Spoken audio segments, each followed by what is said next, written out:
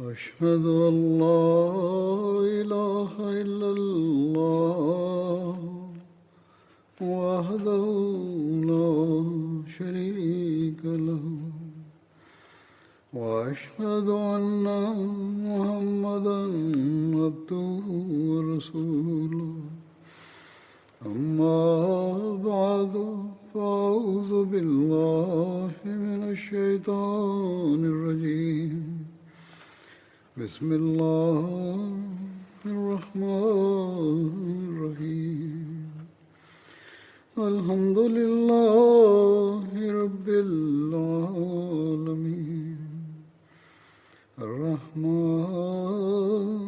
الرحيم مالك يوم الدين إياك نعبد وإياك نستعين اهدنا الصراط المستقيم صراط الذين أنعمت عليهم غير المغضوب عليهم ولا الضالين.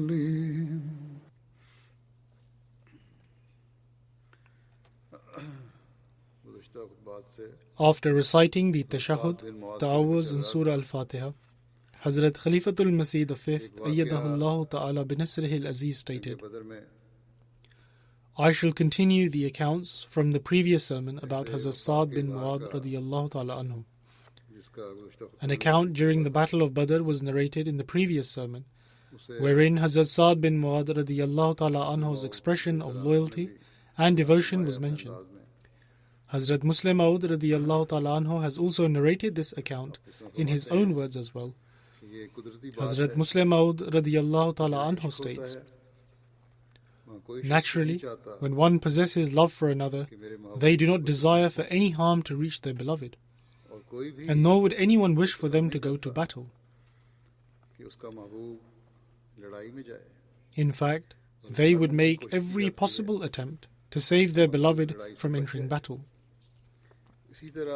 Likewise, the companions of the Holy Prophet, peace be upon him, did not desire for the Holy Prophet, peace and blessings of Allah be upon him, to go to battle.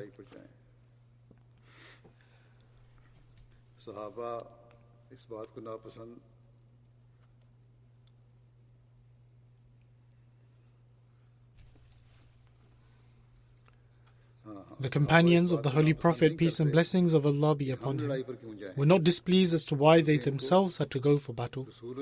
Rather, they were concerned with the Holy Prophet, peace be upon him, going for battle. And this was a natural desire of theirs, which every devotee has for their beloved.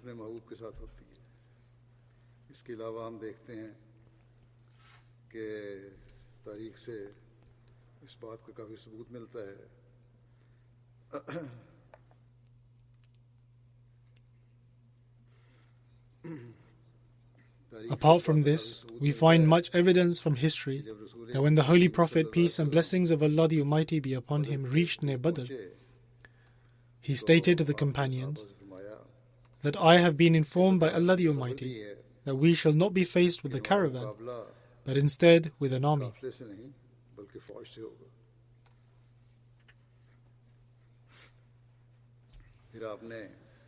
The Holy Prophet, peace and blessings of Allah be upon him, then sought their counsel and asked, what is your suggestion?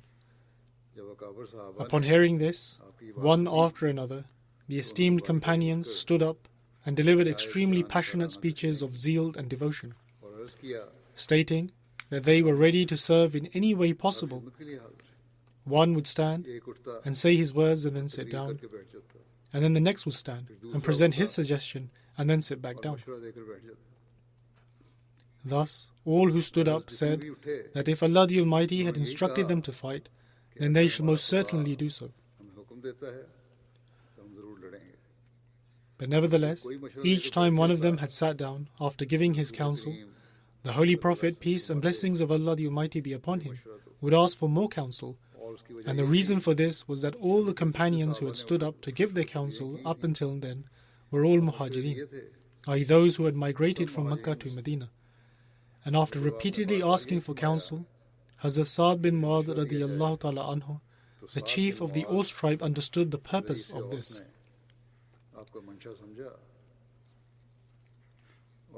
And so, representing the Ansar, he stood up and stated, O Messenger of Allah sallallahu alaihi wasallam, you are having all the counsel you want, but you continue to ask for more. So perhaps you wish to seek the counsel of the Ansar. He further stated that up till now the reason why we have remained silent is that if we support going to battle, then our Muhajireen brothers may assume that we only wish to fight and kill their people and their brothers.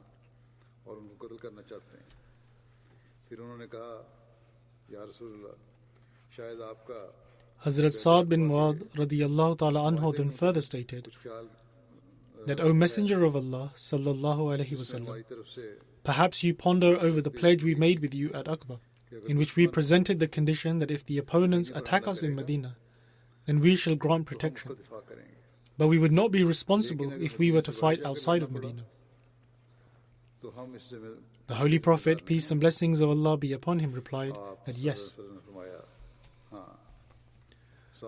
Upon this, Hazrat Sa'd bin Mu'adh radiyallahu ta'ala anhu then submitted that, O Messenger of Allah sallallahu alaihi wasallam, before you arrived in Medina, we were not fully aware of the lofty rank and station you hold.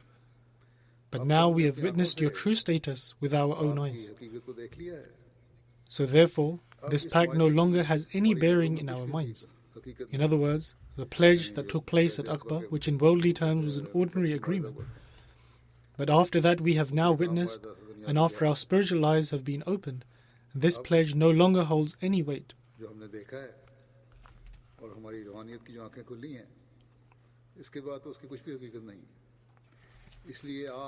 Hazrat Sa'd bin Mu'adh radiyallahu ta'ala anhu then further stated, therefore we are with you wherever you go, and by God, if you instruct us to dive in the sea, not a single one of us will remain behind.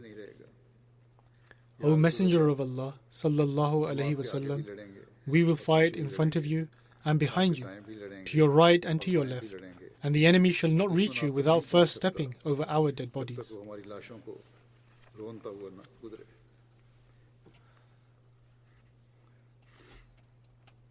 Muslim Maud anhu Surah Raat ki ayat 12 Then, whilst commenting on verse 12 of Surah Ra'd, which is as follows, لَهُ مُوَكِّبَاتٌ مِّن بَيْنِ يَدَيْهِ وَمِنْ خَلْفِهِ يَحْفَظُونَهُ مِنْ أَمْرِ اللَّهِ. That is, for him, i.e. the messenger, is a succession of angels before him and behind him. Whilst elaborating upon this verse, Hazrat Muslim Maud radiyallahu ta'ala anhu states, the entire period of the Holy Prophet, peace and blessings of Allah be upon him's prophethood, is evidence of this protection that Allah the Almighty had promised. That is, that we have appointed guardians before him and behind him.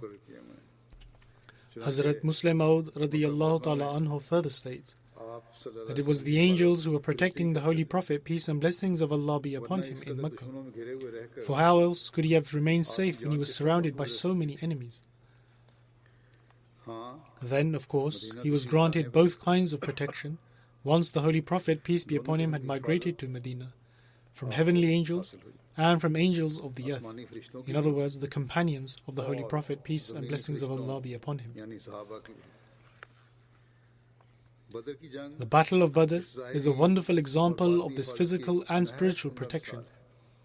When the Holy Prophet, peace and blessings of Allah be upon him, reached Medina, he made a pact with the people of Medina that if he went and fought outside of Medina, it would not be incumbent upon them to support him. The Holy Prophet, peace and blessings of Allah be upon him, sought counsel from the Ansar and the Muhajireen with regards to fighting in the Battle of Badr. The Muhajireen would insist again and again to fight. But after hearing their suggestions, the Holy Prophet, peace and blessings of Allah be upon him, would still ask, O people, give me counsel. Upon hearing this, an Ansari, Hazrat Sa'd bin Mu'adh radiyallahu ta'ala anhu, submitted, that is Hazur referring to us? The Holy Prophet, peace and blessings of Allah be upon him, stated, yes. Hazrat Sa'd bin Mu'adh radiyallahu ta'ala anhu then said that it is true that we took an oath with you that if we were to fight outside of Medina, we would not be compelled to aid you. But that was a different time. But now that we have witnessed that you are the rightful Prophet of Allah, what need is there for this counsel? Hazrat Sa'd bin Mu'adh radiyallahu ta'ala anhu then further stated that if you instruct us to do so, we shall dive into the sea with our horses, for we are not like the companions of Moses, who said, "Go you and your Lord to fight, we are sat here." Rather, we shall fight to the right of you, to the left of you, in front of you and behind you, and the enemy shall not reach you without stepping over our corpses.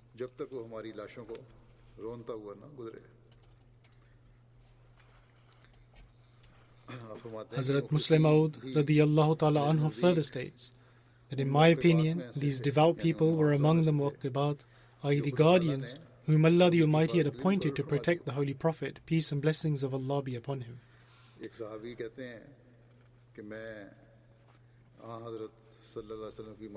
One of the companions states that I accompanied the Holy Prophet, peace and blessings of Allah be upon him, in 13 battles. But instead of fighting in these battles, now my heart's desire was if only I had been the one who uttered the words which were said by Hazrat Sa'd bin Mu'adh radiyallahu ta'ala anhu. That is, his words of loyalty and devotion.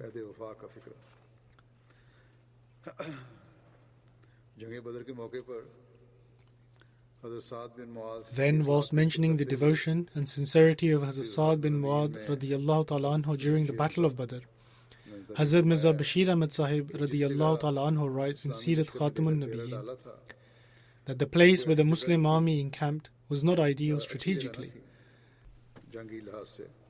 At this, Hubab bin Mundhir radiyallahu ta'ala anhu inquired of the Holy Prophet, peace and blessings of Allah be upon him, as to whether he had selected this place according to divine revelation or merely as a strategy of war.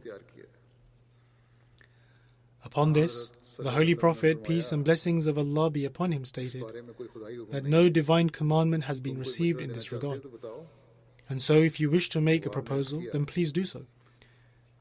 Hubab submitted that in my opinion this place is not ideal, and it would be better to advance and take possession of the spring located closest to the Quraysh.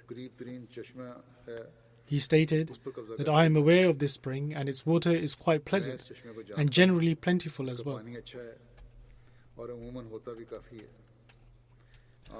The Holy Prophet, peace and blessings of Allah be upon him, approved of this proposal, and until then, since the Quraysh were still encamped on the opposite side of the hillock, and the spring was unoccupied, the Muslims advanced and took possession of the spring. However, as mentioned in the Holy Quran, even at that time, the water of the spring was not as plentiful as usual, and the Muslims were faced with a shortage of water. In addition to this, the side of the valley where the Muslims were positioned was not ideal either, because it was very sandy, which made it difficult to maintain firm footing. And so, after a place to set up camp had been selected, upon the proposal of Hazrat Sa'd bin Mu'adh radiyallahu ta'ala anhu, the chief of the Aus, a sort of tent was prepared for the Holy Prophet, peace be upon him, to one side of the field. Hazrat Sa'd bin Mu'adh radiyallahu ta'ala anhu then tied the mount of the Holy Prophet, peace be upon him, close to the tent, and then submitted, O Messenger of Allah sallallahu alaihi wasallam, take a seat in this tent, and we shall fight the enemy in the name of Allah. If Allah grants us victory, then this is our very desire, and all praise be to Allah. But if, God forbid, the matter takes a turn for the worse, then take your mount and reach Medina in any way possible. And so he tied a good mount next to the tent. Then Hazrat Sa'd bin Mu'adh radiyallahu ta'ala anhu further stated that there you shall find our brethren and kindred, i.e. in Medina, who are no less than us in love and sincerity. However, since they were unaware that they would be confronted by war in this campaign, they have not come along. Otherwise, they would never have remained behind. And when they become aware of the state of affairs, they shall not desist in laying down their lives to protect you.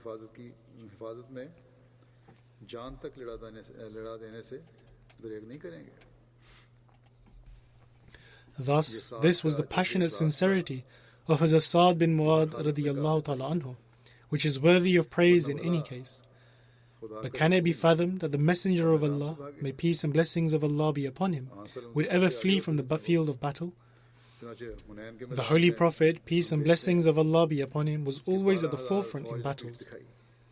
As such, in the field of Hunain, an army of 12,000 turned their backs, but the center of divine unity did not shake an inch. In any case, the tent was prepared, and Hazrat Sa'd bin Mu'adh radiyallahu ta'ala anhu, along with a few other Ansar companions, surrounded it and stood guard. The Holy Prophet, peace and blessings of Allah be upon him, retired to this tent along with Hazrat Abu Bakr radiyallahu ta'ala anhu. All night long, weeping with utmost fervency, the Holy Prophet, peace be upon him, supplicated before Allah the Almighty. And it is written that in the entire army, it was only the Holy Prophet, peace be upon him, who remained awake all night, and the rest were able to take some rest in turns.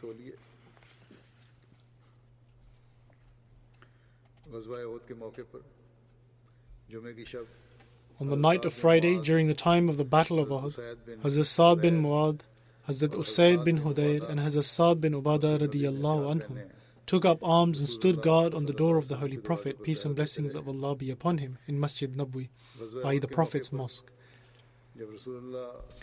And during the Battle of Uhud, when the Holy Prophet, peace and blessings of Allah be upon him, ascended his mount with his bow on his shoulders and spear in his hand, the two Sa'ds, i.e. Hazrat Sa'd bin Mu'adh radiyallahu ta'ala anhu and Hazrat Sa'd bin Ubadah radiyallahu ta'ala anhu, were racing ahead of the Holy Prophet, peace be upon him, and both were clad in armor.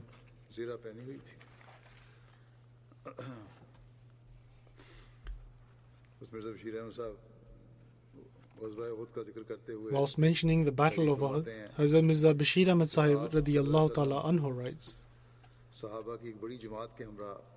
that observing the Asr prayer, the Holy Prophet, peace and blessings of Allah be upon him, set out from Medina with a large group of the companions. The chieftains of the Aus and Khazraj tribe, Hazrat Sa'd bin Mu'adh and Hazrat Sa'd bin Ubadah radiyallahu ta'ala anhuma, proceeded along, running slowly just ahead of the mount of the Holy Prophet, peace be upon him. When the Holy Prophet, peace be upon him, returned from the Battle of Uhud, he dismounted and entered his home with the assistance of Hazrat Sa'd bin Mu'adh and Hazrat Sa'd bin Ubadah.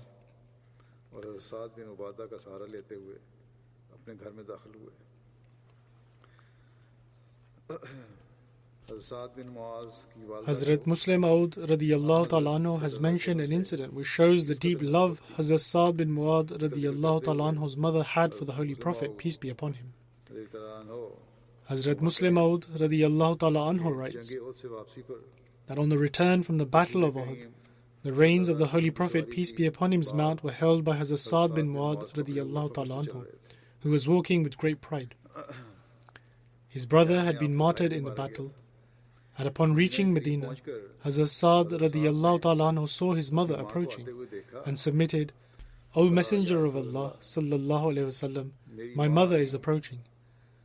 Hazrat Sa'd radiyallahu ta'ala anhu's mother was almost 80 or 82 years old, and her eyesight was so weak that she could just about distinguish between light and dark.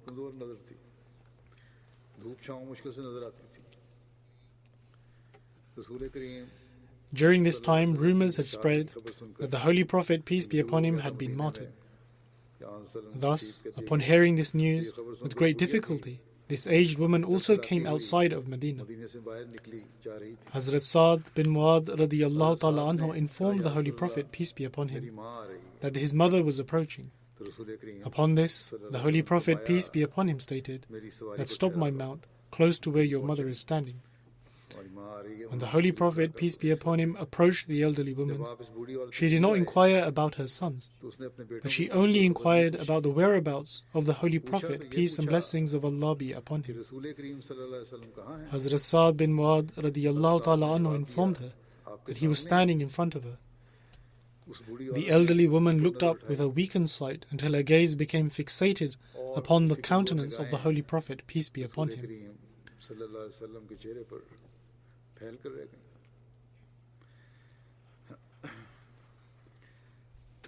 The Holy Prophet, peace and blessings of Allah be upon him, then stated, "Dear lady, I grieve over the loss of your young son, who was martyred during the battle. If one hears this sort of news in their advanced years, it can be overbearing on their health. However, this elderly woman replied in a most loving manner by saying, 'O Messenger of Allah, sallallahu alaihi wasallam, what is it that you say? I was only worried for your well-being alone.'"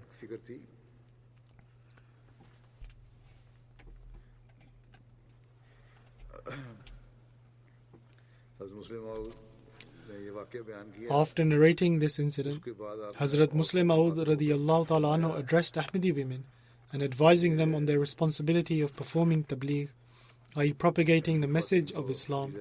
He stated that these were the women who worked alongside the men in propagating the message of Islam, and it is the sacrifices of these very women which are a source of pride for the Islamic world. Hazrat Muslim Maud radiyallahu ta'ala anhu then further stated that all of you, i.e. those who have accepted the promised Messiah alayhi salatu wasalam, also claim to have accepted the promised Messiah alayhi salatu wasalam, who is a spiritual manifestation of the Holy Prophet, peace be upon him. And so, this in essence means that you are the spiritual manifestation of the female companions of the Holy Prophet, peace and blessings of Allah be upon him. Thus, tell me truthfully, that is the same level of passion for faith within you as was within the female companions? Is the same spiritual light within you that was found in the female companions? Are your children as pious as those of the female companions? If you ponder deeply, you will learn that you are all far behind the female companions. The sacrifices offered by the female companions is not witnessed on the face of the earth even today. They offered sacrifices without showing any concern for their own lives. And Allah the Almighty was so pleased with their sacrifices that He swiftly granted them success. To the extent that the feats other nations failed to achieve in centuries were made possible for them in only a few years. In this sermon, since Hazrat Muslim Maud radiyallahu ta'ala anhu was speaking before Ahmadi women, for this reason they were primarily being addressed. Otherwise, the Khulafa have mentioned on countless occasions, as have I, that the men also have to follow the same noble examples. It is only then that we can fulfill our claim that we will propagate Islam throughout the world and bring people under the banner of Islam. However, this can only be achieved when our actions and our sacrifices emulate the example set for us by the companions of the Holy Prophet, peace be upon him. Hazrat Muslim Maud radiyallahu ta'ala anhu further states that the Christians pride themselves on the fact that Mary Magdalene and the women with her reached the tomb of Jesus whilst evading the enemy. However, I implore them to ponder over the conduct shown by the devoted and sincere followers of my beloved, i.e. the Holy Prophet sallallahu alaihi wasallam, and see for themselves in which precarious circumstances they stood by him, and under which conditions they waved the flag of the unity of God aloft. An example of this devotion can be found when the Holy Prophet, peace and blessings of Allah be upon him, returned to Medina, having buried the martyrs of Uhud. Hazrat Muslim Maud radiyallahu ta'ala anhu then presented the same incident of Hazrat Sa'd bin Mu'adh radiyallahu ta'ala anhu's mother on this occasion again. He writes, after their dead had been buried, and the Holy Prophet, peace be upon him, was returning to Medina, he saw that the women and children had come out of Medina to receive him. The reins of his mount was held by Hazrat Sa'd bin Mu'adh radiyallahu ta'ala anhu, a chief of Medina. And Hazrat Sa'd radiyallahu ta'ala anhu was leading the mount with great pride. He seemed to proclaim to the world that they had after all succeeded in leading the Prophet back to Medina safely. And as Sa'd was advancing, he saw his own aged mother advancing to meet the returning party of Muslims. This elderly woman's sight had become very weak, and one of her sons, Amr bin Muad radiyallahu ta'ala anhu, was also martyred in Uhud. Noticing her, he turned to the Holy Prophet, peace be upon him, and submitted, O Messenger of Allah sallallahu alayhi wasallam, my mother, i.e. my mother, is approaching. Let her come forward with blessings of Allah the Almighty, replied the Holy Prophet, peace be upon him. The woman came forward, and with a vacant look tried to spot the blessed countenance of the Holy Prophet, peace be upon him. And at last she was able to spot it and became overjoyed. Upon seeing her, the Holy Prophet, peace be upon him, stated, My dear lady, I grieve over the loss of your son. But, replied the devoted woman, after I have seen you alive, I have swallowed all my misfortunes, as it were. The expression used was that I have roasted my misfortune and swallowed it. Hazrat Muslim Maud radiyallahu ta'ala anhu states that what depth of emotion does this extraordinary expression indicate? Normally, grief consumes a person, and here was an aged woman who had lost her son, a support for her old age. But upon seeing the Holy Prophet, peace and blessings of Allah be upon him, alive, she said that instead of letting her grief consume her, she had consumed her grief. The thought that my son has been killed is not a means to bring me down. Instead, to learn that he has laid down his life for the sake of the Holy Prophet, peace and blessings of Allah be upon him, has given me strength once again.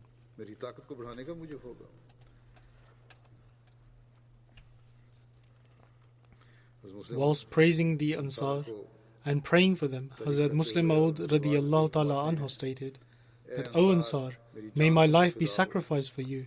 Indeed, you reaped countless blessings.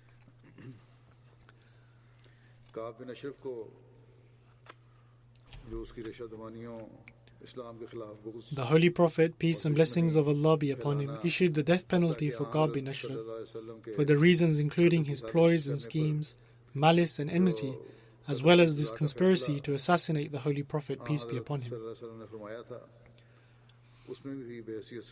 And in his capacity as the leader of the Ansar, the Holy Prophet, peace be upon him, instructed that the advice of Hazrat Sa'd bin Mu'adh radiyallahu ta'ala anhu was also to be sought on how the verdict was to be enacted.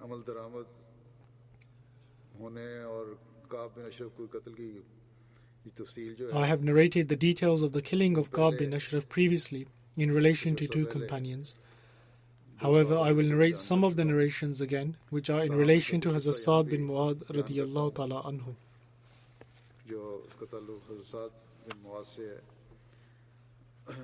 And I have taken the incident from different sources and partly from Sirat Khatam al-Nabiyyin. It is stated that when the Holy Prophet, peace and blessings of Allah be upon him, migrated to Medina, along with other Jews, Ka'b bin Ashraf also participated in the treaty which the Holy Prophet, peace be upon him, drafted between the Jews with regards to mutual friendship, peace and security, and collective defense. However, deep within, the fire of malice and enmity began to burn in the heart of Ka'b, and he began to oppose Islam and the founder of Islam sallallahu alaihi wasallam through secret schemes and conspiracies. As such, it is recorded that every year Ka'b would give a large sum of charity to Jewish scholars and the religious leaders. On one occasion, he began to mention the Holy Prophet, peace be upon him, and inquired of them as to their opinion of the Holy Prophet, peace be upon him, in light of religious scriptures, whether he was, i.e. the Holy Prophet, peace be upon him, was a truthful prophet or not. The religious scholars responded that apparently it seemed as if he was the very same prophet who had been promised to them. But Ka'b was a severe enemy of the Holy Prophet, peace be upon him, and Islam, and so he was greatly displeased at this response, and sent them away, referring to them as immensely dull, and did not give them their usual charity.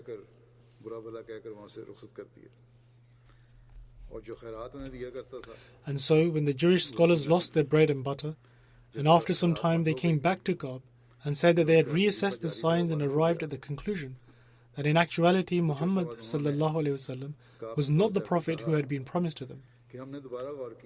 Even the clerics of today are attracted by the lure of wealth, and this was the same case with them as well. And so, this response by the Jewish scholars pleased Ka'b, and he once again reinstated their yearly stipend. नबी नहीं है जिसका वादा दिया गया था। इस पर उसने खुश होकर उनका वजीफा दोबारा जारी कर दिया। वो जो खैरात देता था दे दी। बहरहाल ये तो मामूली बात थी कि यहूदी उलमा को अपने साथ मिला लिया। However, to have the support of the Jewish religious scholars was not a significant matter. In fact, the more dangerous scheme was that after the Battle of Badr, Ka'b bin Ashraf began to employ such a conduct as was extremely mischievous and seditious and created a very dangerous circumstances for the Muslims. खतरनाक हालात पैदा हो गए थे। जब बदर के मौके पर मुसलमानों को On the occasion of the Battle of Badr, when the Muslims were granted an extraordinary victory and most of the chieftains of the Quraysh were slain, Ka'b bin Ashraf understood that this new religion would not die out by itself. Initially, he thought that Islam would finish itself and not spread. Hence, after the Battle of Badr, Ka'b bin Ashraf resolved to exert his best efforts to abolish and utterly destroy Islam. But as was mentioned earlier, that after the Battle of Badr, he became even more enraged, and owing to this anger, he resolved to destroy Islam completely.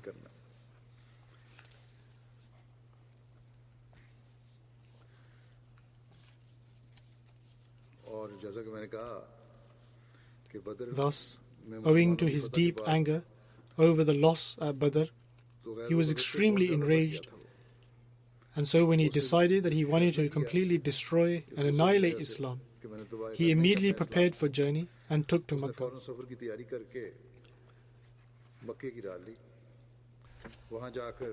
And upon reaching Makkah, by the power of his persuasive speech and poetic tongue, he inflamed the fire that was kindling in the hearts of the Quraysh.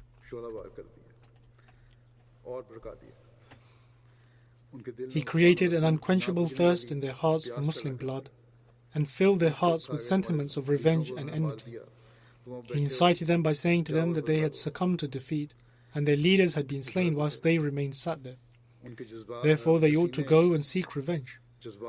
Following his passionate speech and poetic language, their hearts filled with rage and vengeance.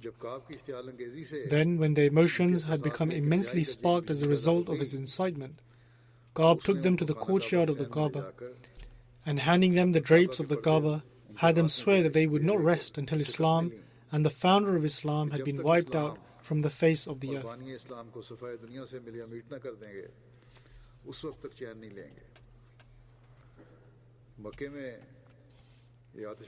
And so, after creating this fiery atmosphere in Makkah, this evil person turned to the other tribes of Arabia, and travelling from tribe to tribe, he incited people against the Muslims.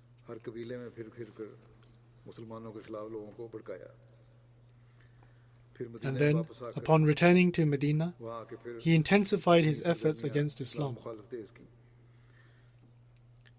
He alluded to the Muslim women in a very filthy and obscene manner in his provocative couplets, which he recited before the non-Muslims and the Jews in particular.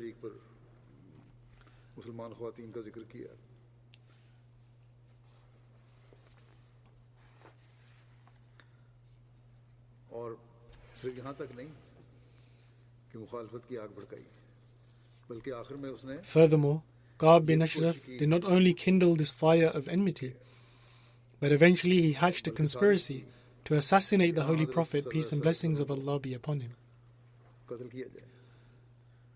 Under the ploy of a feast, he invited the Holy Prophet ﷺ to his residence, and with a few Jewish young men, he schemed to have the Holy Prophet, peace be upon him, assassinated.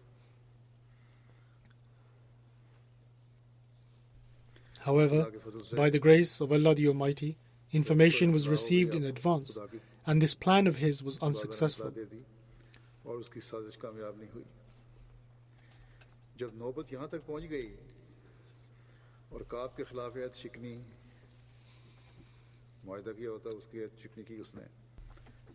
Therefore, in light of the treaty which had been settled between the inhabitants of Medina upon his arrival, The Holy Prophet, peace and blessings of Allah be upon him, was the chief executive and commander-in-chief of the democratic state of Medina.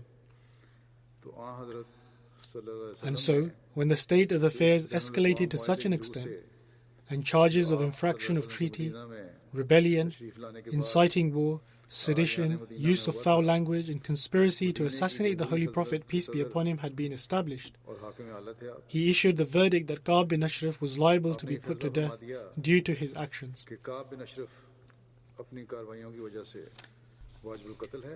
And so, the Holy Prophet, peace and blessings of Allah be upon him, instructed some of his companions to execute him.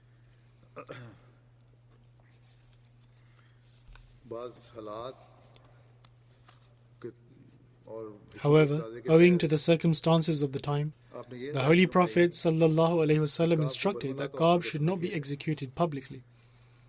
Rather, a few people should quietly find an opportunity and put an end to him. And the Holy Prophet ﷺ assigned this duty to a faithful companion named Muhammad bin Maslama, and emphasized that whatever strategy was devised, it should be executed with the counsel of Hazrat Sa'd bin Mu'adh radiyallahu ta'ala anhu, who was the chief of the Aus tribe.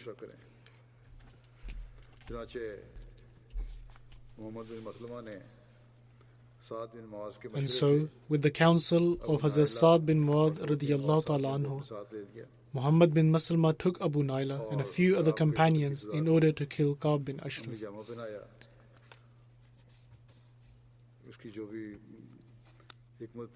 I have already mentioned, with reference to other companions, about the details of how Ka'b bin Ashraf was killed and the wisdom they employed in order to execute him.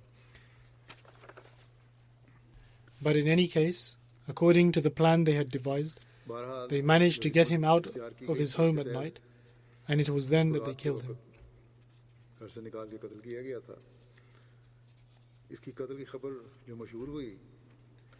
The next morning, when the news of the execution of Ka'b bin Ashraf became known, a tremor rippled through the city, and the Jewish people were deeply enraged. The following day, in the morning, a delegation of the Jews presented themselves before the Holy Prophet, peace and blessings of Allah be upon him, and complained that their leader, Ka'b bin Ashraf, had been murdered in such and such way. The Holy Prophet, peace and blessings of Allah be upon him, listened to their comments, and then said, "Are you also aware of the crimes which Ka'b is guilty of, for which he was punished for?"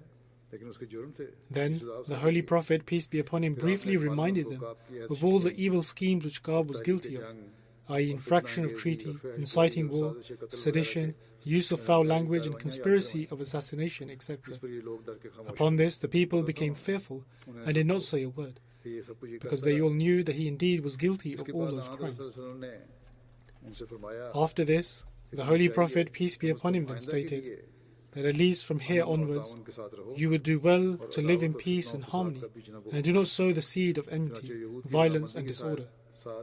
As such, with the agreement of the Jews, a new treaty was drafted, and the Jews promised to once again live with the Muslims in peace and harmony, and to abstain from a course of violence and disorder.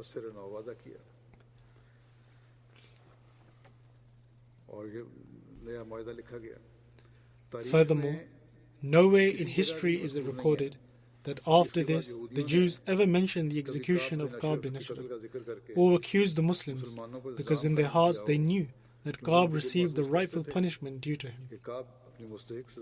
Thus, this was the punishment that was handed out to him, and the Holy Prophet, peace be upon him, did not deny the fact that he was aware of this. In fact, he reminded them of the crimes Ka'b was guilty of, and this was his decision as the head of the state.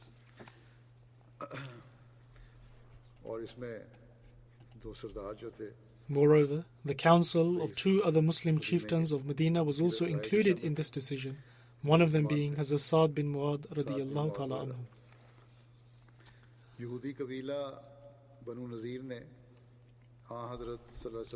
It is stated that the Banu Nazir once planned a scheme to deceive the Holy Prophet, peace be upon him, and then kill him by throwing a large stone upon him. However, Allah the Almighty informed the Holy Prophet, peace be upon him, of this news through divine revelation. At the time, the Holy Prophet, peace and blessings of Allah be upon him, along with some of his companions, went to meet the Banu Nazir. and therefore immediately returned upon learning of this act of theirs. Thereafter, the Holy Prophet, peace be upon him, instructed for the Banu Nazir to be besieged, and left with no other choice, and out of self-defense, the Holy Prophet, peace be upon him, had to step in the field of battle in 4 Hijri Rabiul Awwal. As a result, the Banu Nazir were expelled from Medina.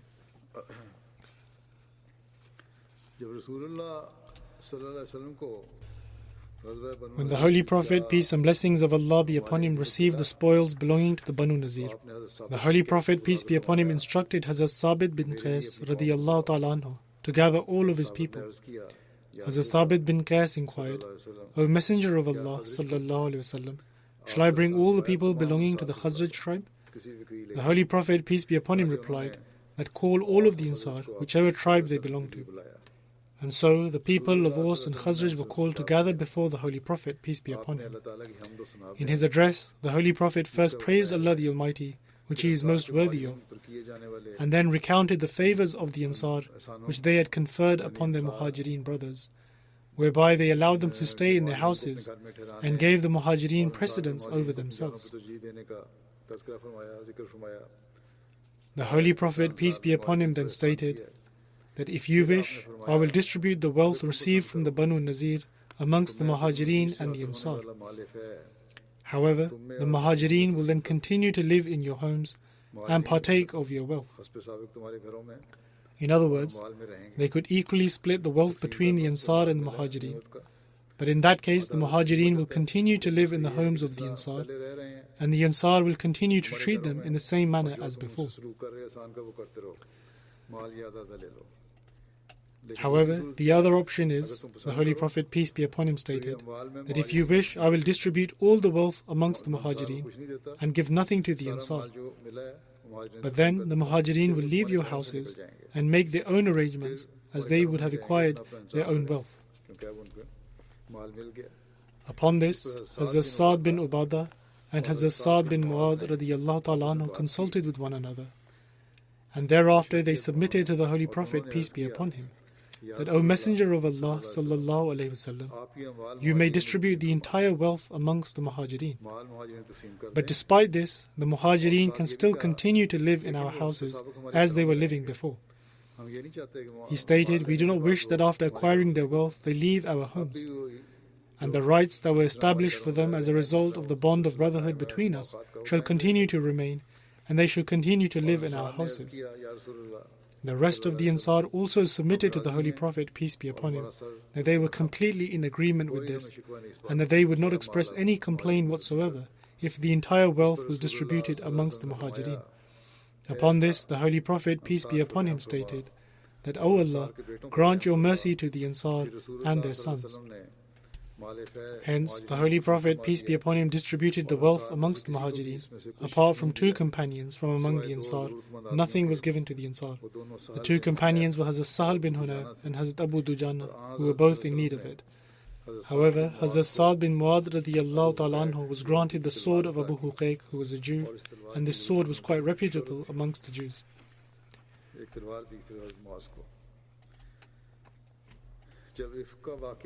Then, when the incident of the great calumny took place, wherein an allegation was levelled against Hazrat Aisha radiyallahu ta'ala anha, and consequently the Holy Prophet, peace be upon him, Hazrat Aisha radiyallahu ta'ala anha and their family members had to endure a period of great pain and difficulty. And after some time, the Holy Prophet, peace be upon him, mentioned to his companions about the wrongful actions of the hypocrites. At the time again, it was Hazrat Sa'd bin Mu'adh radiyallahu ta'ala anhu who expressed his deep devotion for the Holy Prophet, peace be upon him. Hazrat Muslim Maud radiyallahu ta'ala anhu has mentioned this incident in great detail, which I have already narrated whilst mentioning the accounts of the companion Hazrat Mistah radiyallahu ta'ala anhu. However, I shall narrate only that part of the account which is in relation to Hazrat Sa'd bin Mu'adh radiyallahu ta'ala anhu. As I have mentioned, that one day during this period, the Holy Prophet, peace be upon him, came out of his residence and gathered his companions and stated that, who can grant me respite from the individual who has given me great pain and grief? By this, the Holy Prophet, peace and blessings of Allah be upon him, meant Abdullah bin Ubay bin Salul. Hazrat Sa'd bin Mu'adh radiyallahu ta'ala anhu, who was the chief of the Aus tribe, stood up and submitted, O Messenger of Allah sallallahu alaihi wasallam, if this person is from our tribe, then we are ready to kill him. And if he is from amongst the Khazraj tribe, even still we are prepared to kill him.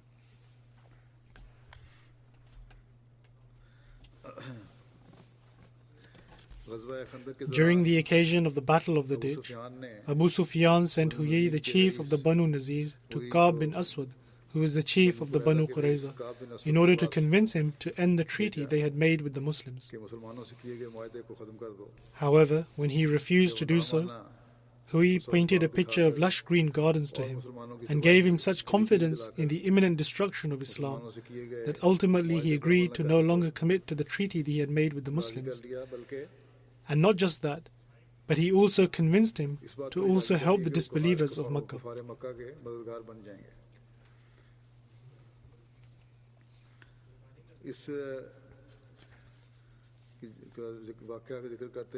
Whilst relating this incident, Hazrat Mirza Bashir Ahmad Sahib radiyallahu ta'ala anhu states in Sirat Khatam al-Nabiyyin that when the Holy Prophet, peace and blessings of Allah be upon him, received news of this dangerous treachery of the Banu Qurayza, initially the Holy Prophet, peace be upon him, dispatched Zubair bin al-Awwam to obtain intelligence in secret 2 or 3 times. Then after this, the Holy Prophet, peace be upon him, formally sent Sa'd bin Mu'adh and Sa'd bin Ubadah, who were the chieftains of the Aus and Khazraj tribes, along with a few other influential companions, in the form of a delegation towards the Banu Qurayza. And the Holy Prophet, peace be upon him, strictly instructed that if there was troubling news, it should not be publicly disclosed when they returned. Rather, secrecy should be maintained so that people were not made apprehensive. And so when these people reached the dwellings of Banu Qurayza and approached Ka'b bin Aswad, this evil man confronted them in a very arrogant manner. And when the two Sa'ds, i.e. Sa'd bin Mu'adh and Sa'd bin Ubadah, spoke of the treaty, Ka'b and the people of his tribe turned wicked and said, Be gone, there is no treaty between Muhammad sallallahu alaihi wasallam and us. And so, upon hearing these words, this delegation of the companions set off. Hazrat Sa'd bin Mu'adh radiyallahu ta'ala anhu and Hazrat Sa'd bin Ubadah radiyallahu ta'ala anhu then presented themselves before the Holy Prophet, peace be upon him, and informed him of the state of affairs in an appropriate manner.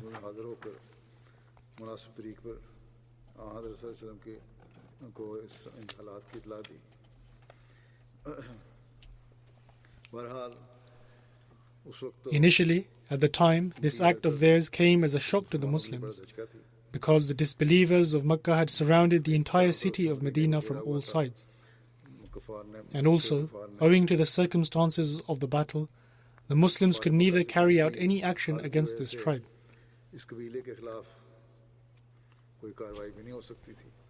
However, when the battle concluded and the Holy Prophet, peace and blessings of Allah be upon him, returned to Medina, he was informed through a vision about the treachery of the Banu Qurayza and the punishment they deserved for their act of rebellion.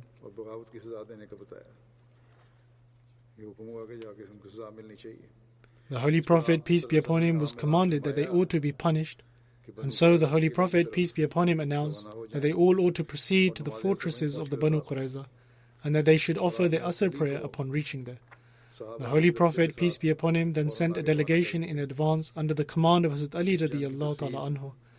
There is quite an extensive detail in relation to this battle, and Hazrat Sa'd bin Mu'adh radiyallahu ta'ala anhu also played a role in issuing a decision at the end. However, there is not much time now, and I will therefore inshallah mention this in the future sermon.